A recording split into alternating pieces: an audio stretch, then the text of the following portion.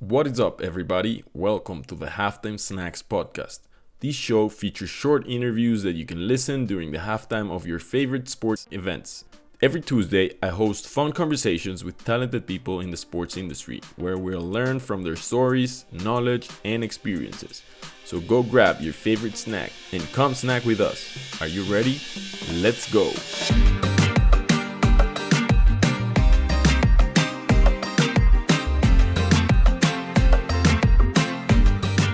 Joining me from Dallas, Texas is a former paratrooper commander and Columbia Business School alumni.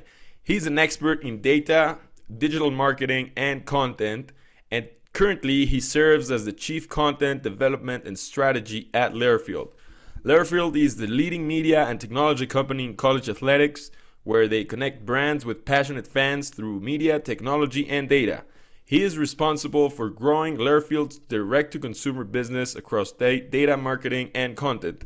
He's also an advisor to diverse organizations in sports like Stadia Ventures, Courtside Ventures, and Big Media Holdings. It is an absolute pleasure to host such a legend of the sports and marketing space in today's Halftime Snacks, so allow me to introduce Mr. Robert Schneider. Robert, welcome to the Halftime Snacks. Hey, thanks for having me. Really glad to be here. Yeah, we're so excited for the awesome conversation that is upon us. But before that, we're gonna start this conversation with an icebreaker, and the one I have for you is a fun one. It's one that involves memory. So I want maybe to ask you if you can share with us your top sports memory of all times. Wow, yeah, that's a tough one. I mean, there's so many. A lot from early in my childhood, Mets winning the World Series, Giants winning the Super Bowl, things like that. But probably the one that meant the most to me, at least the most recently, was where Army Navy, where Army broke its 15-year losing streak, and I was lucky enough to be in attendance for that game, and that was pretty emotional, to say the least. Yeah, that's awesome. Thank you for sharing that. And now you mentioned Army, you served in the military in the U.S., and I do think that is a very unique thing, specifically in sports, in the industry. You don't really see people that come from that background. So I want to maybe ask you on that. What are maybe one, two, or three skills or experiences from your time at the military that built your mindset to win in business, life, sports, and whatever it is that you're doing today? Yeah, I mean, well, the military is such a formative experience. I think there's a ton of overlap and skill sets that you learn in one that can be applied in the other. I mean, and especially in the world of sports. I mean, I came from an environment in the Army where things like mission and purpose and team meant so much. And you find that in varying degrees in the business world as well. But, sports is so close to, having those same values that the transition was probably more seamless than into a lot of, other industries. But, more specifically than just, again, that sense of teamwork and serving a higher purpose, but just your ability to sort of stay cool, calm, and collected under pressure, being able to make decisions in pretty ambiguous environments where you don't have, a full set of data, but you still got to figure out a way forward. I mean, those are great experiences that you get in the Army and any, branch of military service that, certainly has served me well in sports and in the other parts of the media and entertainment world that, I've been fortunate enough to work in. And so how exactly did you got so much into sports and innovation, like where this passion came from? Yeah, I mean, I've always been passionate about the media industry. I went to, West Point undergrad, but it was really between there and NYU Film School. So like two pretty different roads to go down in life. And I knew I could only do one. I couldn't wake up, one at a time. I couldn't wake up when I was 40 and decide that I wanted to jump out of airplanes for a living. So did that first, and very, proud of my service. And, but then when it came time to do something else, getting involved in media and entertainment is where I set my sights. And then very sort of fortunately lucked into sports as an aspect of that, which I've really been involved in for about the last half decade, focused exclusively on sports and at Learfield and college sports. And again, just the parallels between the military experience and working in sports is so great. It really, when you wake up in the morning, you're excited to go to work. Yeah, that's awesome. We're gonna get a lot into your specific work at Learfield, but before that, maybe for the ones listening that might find Learfield a strange company or an overwhelming company, because being absolutely honest, I was a little bit overwhelmed because of all the things that are happening around Learfield and what the business is, and what flows around Learfield, which is quite awesome, but it could also be hard or complex to understand. So maybe give us, before we talk about your work there, give us an overview or a bird's eye view of Learfield's business. Yeah, happy to. So yeah, I mean, we're probably the biggest business in sports that most folks really haven't heard of. I mean, we're not like a household name, for the general population, but we're the closest thing there is to a league, with regards to engaging fans and monetizing fans. We're the closest thing there is to a league in college. People, when people think of college, they might think of the NCAA, or some of the specific conferences like the SEC or ACC, and those are more, particularly the NCAA, are more sort of administrative and governing bodies, where we're really focused again on all those ways to engage and monetize fans. So we, as an example, we represent 180 universities sponsorship rights. So any way that a brand can engage with a fan in and around the stadium, on schools' digital channels, whether that's their athletic site, their mobile app, on their social media handles, or all of the audio. We're actually the largest producer of live audio content in the country, because we're producing audio play-by-play for basketball, football, baseball, what have you, across those 180 schools that we work with. And so that's our primary business. But then we're also the largest ticketing business in college. We're the largest licensing business in college. We power 1,800 websites and apps for universities as a content management system. So, again, really any way that you can touch a fan and engage with that fan, we're really at the center of that for the college universe. And for you specifically, that you are on the strategy side, how exactly do you think the strategy works for such a company at such level and such size? How exactly do you figure out if you're progressing, if you're growing, if you're going along the right strategy path? Like what is it? What is your mindset around the strategy side of Learfield? Yeah. So, I mean, really the thing that we try to keep front and center, at least, particularly, me and my team, but really the whole company, is, how do we better engage the fans? Because, whether our client is the university itself, or a sponsor, everyone is trying to engage that fan. So that's really got to sit at the core of all of the products and services we develop, is how do we create a better experience for that fan? And in particular, how do we engage with that fan 365 days a year, for the last 50 years, and this is now the 50th year that, the core Learfield business has been around. Most of our engagement has really centered around game day. Like what happens, a couple Saturdays in the fall with football, twice a week during the winter and spring in basketball and so on.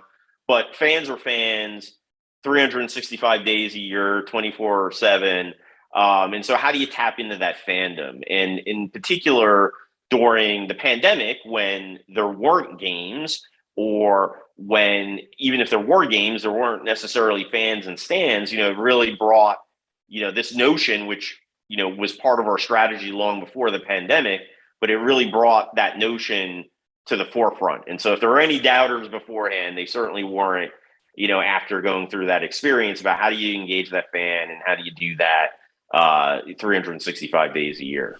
Yeah, and it's interesting that you bring up engagement, because I've hosted, directors and founders from media companies, and from sports marketing agencies, and from even like different teams, and it seems like everyone has like a different definition of engagement. So I wonder like what's engagement for you in terms of like fandom and teams and brands. Like what does it mean to have good engagement or higher engagement? Because that is, as you mentioned, your focus on your strategy. So I do want to like see how you think about engagement. Yeah, I think it's as varied as fans are varied, and our business touches so many aspects of fandom that engagement is buying a ticket, engagement is buying merch, engagement is consuming content, whether that's watching the game or watching behind the scenes footage on TikTok or Instagram or whatever it is. Engagement is engaging with a school sponsors as well. I mean, it's the totality of that fandom that we're looking to tap into. And for us, really where that started in terms of really looking at it and accelerating it was connecting all those different pieces. And the way that you connect those pieces is with data. And so the first thing we really did was create a data infrastructure that allows us to understand who's buying a ticket or who's looking at a schedule page on an official athletics site or who's buying merch. Because guess what? The person that is checking out that schedule page may want to buy a ticket, and that person that buys a ticket probably wants to buy some merch. And if Dunkin' Donuts is a sponsor, well, and they buy a cup of coffee, that's a way of demonstrating their affinity for their sports teams, or at least it should be counted to that as well. And so it's really about bringing all those pieces together to have that holistic view of a fan. And then once you have that holistic view, then you can start, driving them and exposing them to other aspects of fandom that they may not have been exposed to before. Yeah, it's interesting because at the same time, like once you have like all these things together, like it kind of gives you a better macro view of what the engagement looks like. Although if you think about it, like if you because people sometimes focus on the quality of content, right, and say that higher quality brings higher engagement. Yeah, but then how do you compare that to amount of like ticket sales, or the amount of time spent on apps, or the amount of merch that they're buying from their favorite teams? There's different ways that I do think that engagement is mixed together. And the cool thing about the data aggregation platform that you mentioned is that you can see that at the same time together. The only thing is that my only worry, and this is also what I want to ask you, if by looking at the whole thing, you kind of like miss out on small details, you know what I'm saying? Like you start missing out on things that could potentially improve engagement, but you don't really realize it because you're not specializing on a specific type of engagement. You know what I'm saying? I think data allows you to look at the 30,000 foot level and also zoom into the microscopic level as well, right? Because you're creating a feedback loop where you can bring in new types of content or new types of experiences. And by plugging it into the larger picture that you have on a fan, you're actually able to see what works and what doesn't work and how things work together in a way that if you're just operating in a bunch of silos is much harder. Having said that, like Learfield, like we're not going to figure everything out on our own. But what we have is a platform, and we have scale and we have access. But those 180 universities that we represent from a sponsorship perspective, that's like 180 laboratories. At least that's the way I look at it, and it's the opportunity to bring in the latest and greatest and cutting edge, innovative companies to then plug them into that platform and see what works. So we don't necessarily need to figure everything out ourselves. We don't necessarily need to take all of those risks or make all of those investment ourselves, because we have this platform that allows us to figure out what works and then double down on it and grow it across the entire network of schools that we partner with. And thinking about like product mix, which I don't know if it's the right way to call it, or maybe like projects or partnerships. I saw that you guys recently announced a partnership with Open Doors, and you also have the Varsity Network, and you just released also on LinkedIn, I saw Learfield Studios, which are some of the projects that you might be involved very closely with. So I do want to like ask you, how important are those in the product mix, or how do you think about partnerships to keep building on that product offering, that you can come up to different schools and offer like, yeah, we do this and this and that, like as a catalog or as a menu of things that you can do for all these different brands. Yeah, and those are great examples because some of those are things that we've built ourselves. Some of those are services that we offer to schools. Some of those are partnerships like what we recently announced with Open Doors. And ultimately, when we're talking to schools about all these capabilities, we try not to do it in terms of like, here's a catalog of things we can do for you, right? It's Mm-hmm. all about the holistic and interconnected nature of those things. Mm-hmm. Again, like rooted in data and being able to leverage one to benefit another one. Coming in with a catalog of, do you want this or do you want that? I mean, that does get very overwhelming and Right. confusing. And so we try to keep things focused on the outcomes. Like, what are you trying to achieve? What are you trying to have it happen with regards to your fans or whatever constituent that you're trying to address, and focus on those outcomes more than the processes or products or initiatives that get us there. Those are the means, those aren't the ends. And so it's always important to focus on the ends in terms of what you're trying to achieve around fan engagement.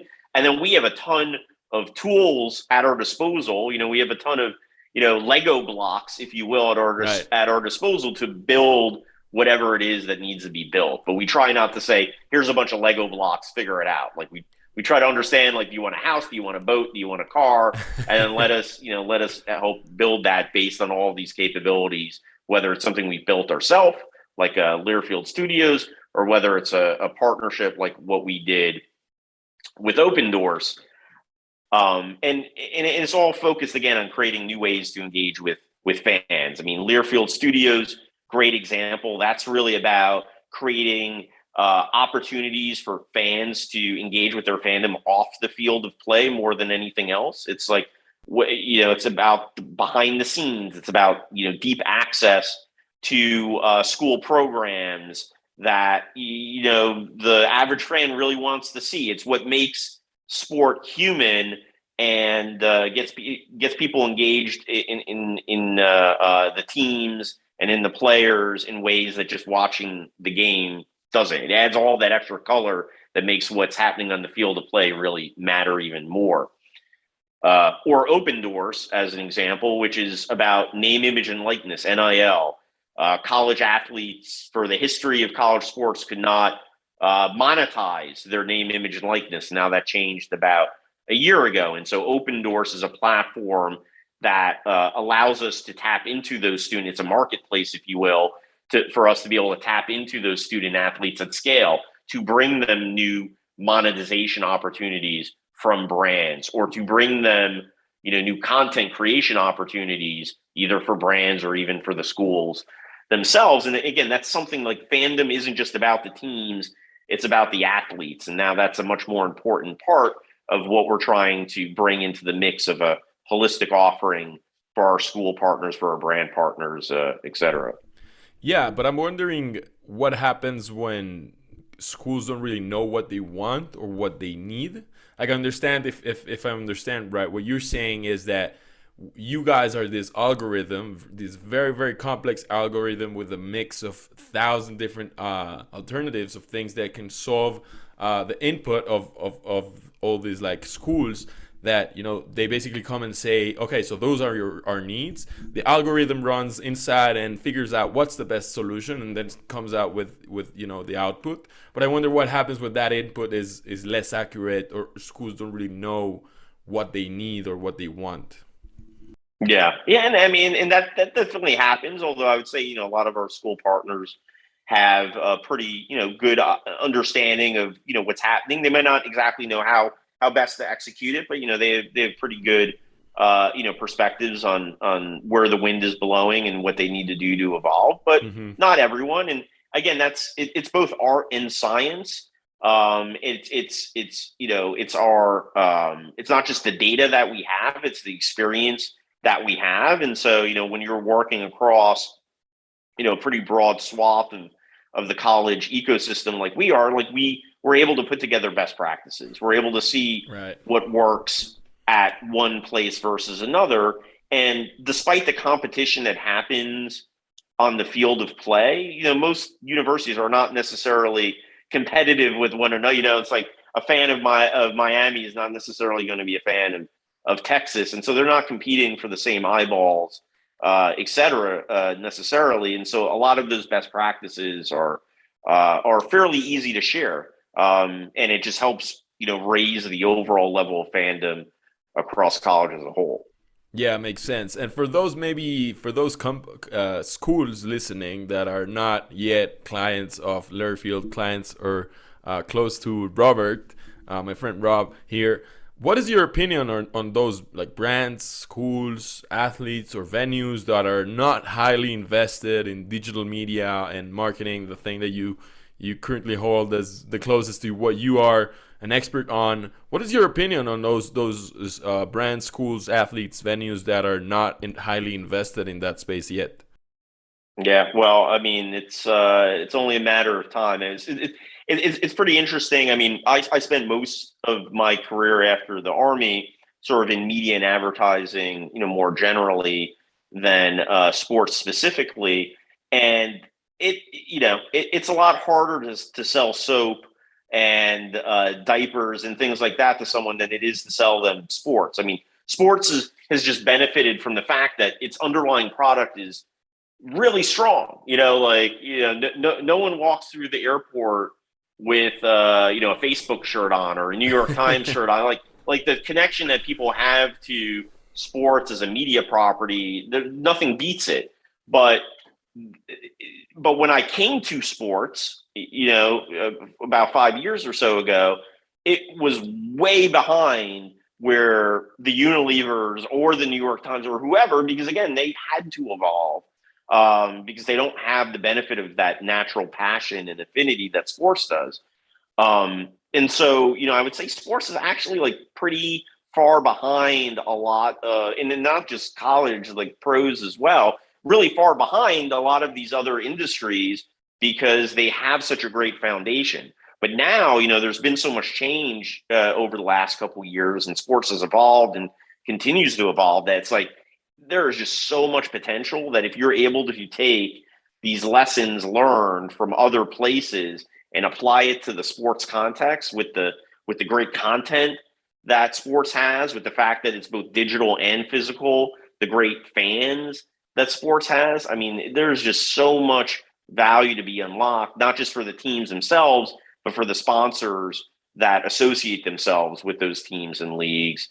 I think there's definitely more opportunity in front of us than behind us. Yeah, and I do think that you also say that because of how close you are to that action and how, with your experience, you're able to see that potential that you're talking about, and maybe not everyone can see it. So to all the folks listening here, Rob, I do want to say that you guys really should listen more to Rob because he knows what's coming. He knows where's the potential. Now let's talk about data, because you mentioned something a while ago about data, how valuable that is. And the question that I have for you is maybe what is one thing about data, or what is something that you'd like people, brands, venues, schools, how should they start thinking about data and their relationship to their business? I mean, the question maybe is, what is one thing you kind of wished everyone just knew already about data, and instead of you going one by one trying to convince them that data is what's going to take the next step on their businesses? Yeah, I think there's still a lot of uncertainty. It's something that's new. There's a lot of stories, concerns about the misuse of data out there. I think people need to understand, properties need to understand that it's a two-way street. It's a promise and a pact that's being made with their fans, with their consumers, about how that data is going to be used. And then it's an understanding from the fans that, the more data that these trusted partners, you have to establish that trust, but these trusted partners have, the better experience Hmm. that I then can have. And it's incumbent upon the teams and the leagues, et cetera, to demonstrate that they're deserving of that trust, and also that, getting access to that data will actually lead to better experiences for the fans. But by demonstrating that sort of virtuous circle that really should Right. exist between fans and properties, and the fact that data is the way that you unlock these better experiences and more relevant experiences, I think that's really key to understanding, because otherwise people are very cautious and hesitant about it. I mean, Right. I am very protective of the data that I share, but I also do share some data with people I trust because I get something for it. I get a better Right. experience from it. And so, really coming in with that sort of mindset where it's not scary, there are some baseline foundational things you need to establish, but ultimately it's about providing a better experience from the fans and not trying to Yeah. take something from them Right. that, like disadvantages them. That is really coming in with that mindset, I think, is something that people need to take a step back and really appreciate, because there's so much noise around how consumer data is being used. Yeah, because it essentially creates a feedback loop that is efficient, and that allows those businesses to iterate, right? Is that accurate enough? Is that like a good definition? Yeah, no, I think that's a perfect way to describe it. And again, like I can't say it often enough, but there needs to be trust Right. there, and there needs to be a demonstration of that value. But I mean, I just go back to my advertising days, and if someone is, I'd much rather see an ad for something I'm interested in buying than if I'm a single guy and I'm seeing ads for diapers. Like that doesn't do me any Right. good. It doesn't do the advertiser any good. I want more relevant advertising, more broadly. And then in the case of being a fan, like I want, more relevant content, services, opportunities, experiences to me in Right. my version of fandom. And that there needs to be a way to create that feedback loop. So yeah, you're 100% right. Man, this is a masterclass in sports marketing. I don't know if you're realizing this, but there's just so much value in what you're saying. Before we wrap it up, of course, one of my last questions that I have, and this is something that I've been thinking about you a lot, is that you, Rob, you are, given your role and given what you currently offer, and your position at Learfield, I would expect you to be really on top of like trends on new things, new technologies that are coming up, things that are disrupting. You already talked about NIL. We were talking a little bit before the episode about esports, about NFTs, blockchain, and all those.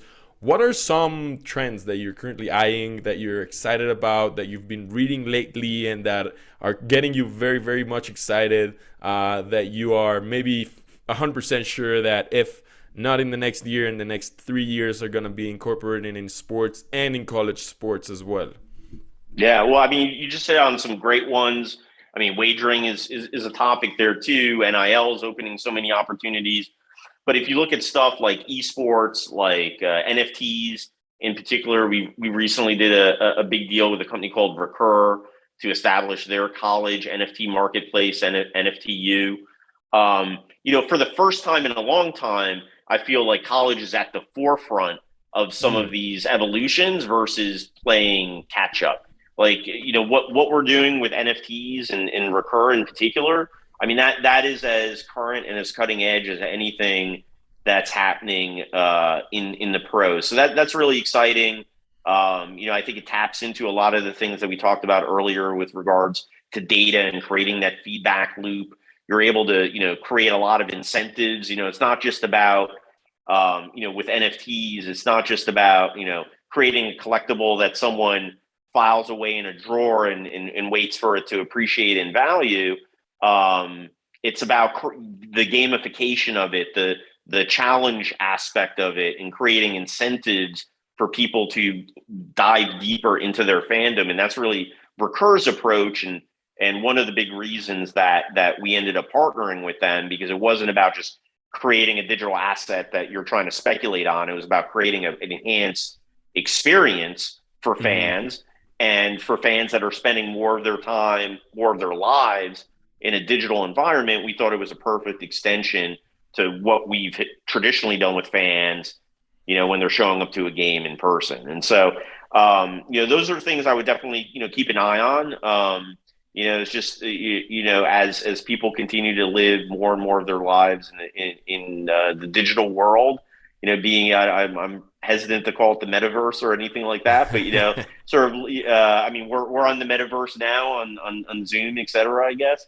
But, as folks are living more and more of their lives in that way, being able to create opportunities for them to express their fandom in those ways is really important. I think, avatars and sports apparel and things like that are going to be huge.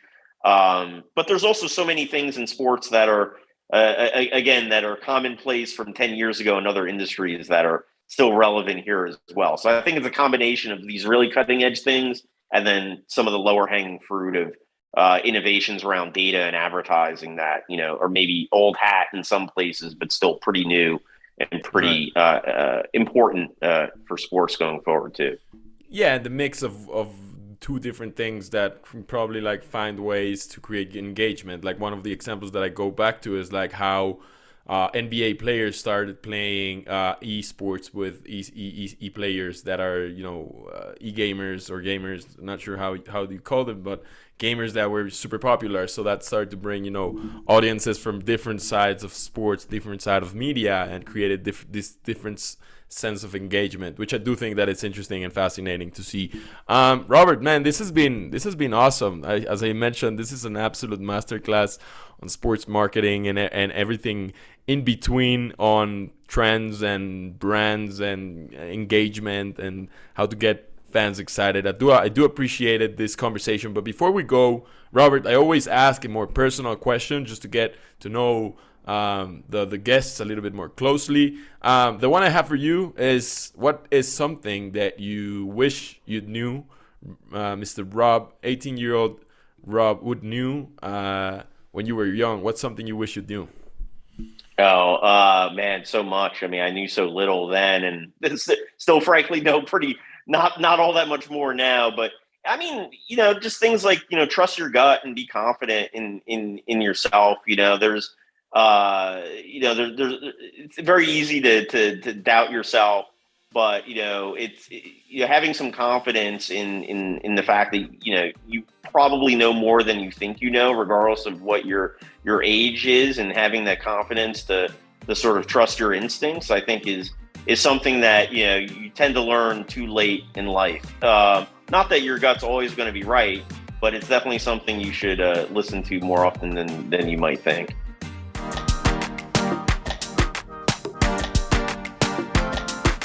Thank you very much for tuning in.